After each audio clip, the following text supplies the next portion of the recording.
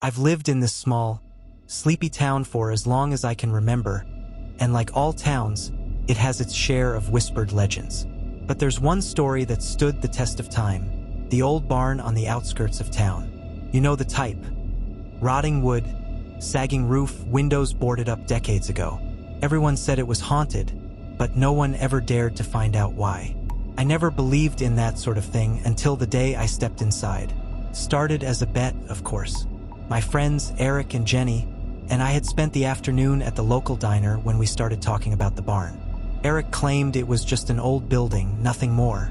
Jenny wasn't so sure, having grown up hearing her grandmother's warnings about the place. I laughed it off, called them both superstitious. "All right," Eric said with a grin. "Let's see you prove it then." Before I knew it, I was standing at the entrance of the old barn, the moon casting an eerie glow across its weathered frame. The door creaked open far too easily for something that had been abandoned for decades. Inside, the air was thick, heavy with a smell of damp rot and something I couldn't quite place. A cold shiver ran down my spine, but I brushed it off. This was just an old barn. There was nothing here, right? I turned on my flashlight, sweeping it across the dusty floor. The wooden beams creaked ominously above me as I walked further inside, the light barely cutting through the dense shadows. Old tools, rusted beyond recognition, hung from the walls, their sharp edges glinting faintly.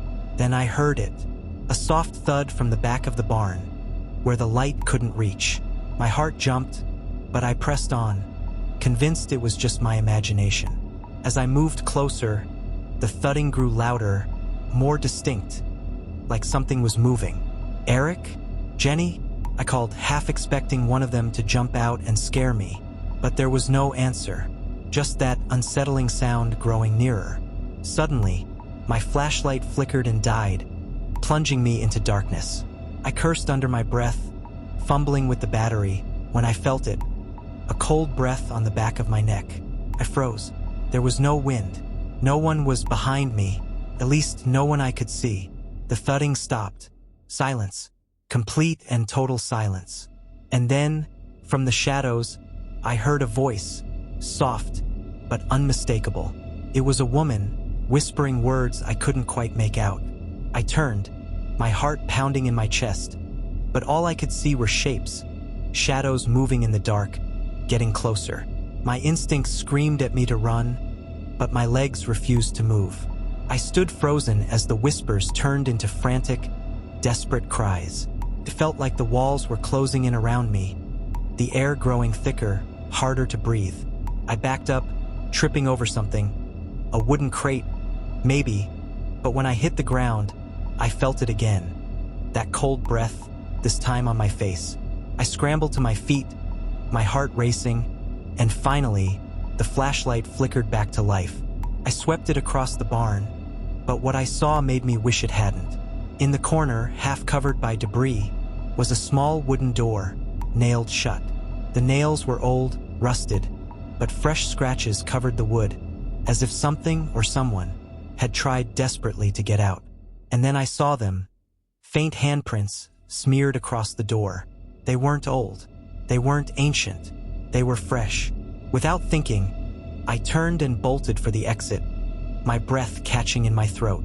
But just as I reached the door, it slammed shut with a deafening bang. I pulled at the handle, but it wouldn't budge. Panic gripped me as the whispers returned, louder now, surrounding me. I kicked at the door, my hands shaking as I tried to force it open. Behind me, the barn seemed to come alive. The tools clattered against the walls, the floorboards creaked beneath unseen footsteps, and the whispers grew into a cacophony of screams.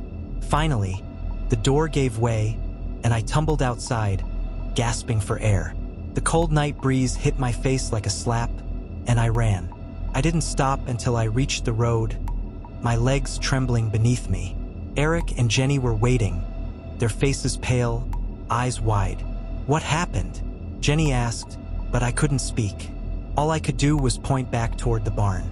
The next day, I went back, this time with the police. They didn't believe my story, of course, but when we reached the barn, I saw the same wooden door. Only now it was wide open. The nails had been ripped out, and inside was a small, dark room with nothing but an old, tattered dress hanging on the wall. No one knows what happened there or why that barn is the way it is, but I'll never forget the feeling of that cold breath on my neck. And the whispers, they still haunt me even now, every time I close my eyes.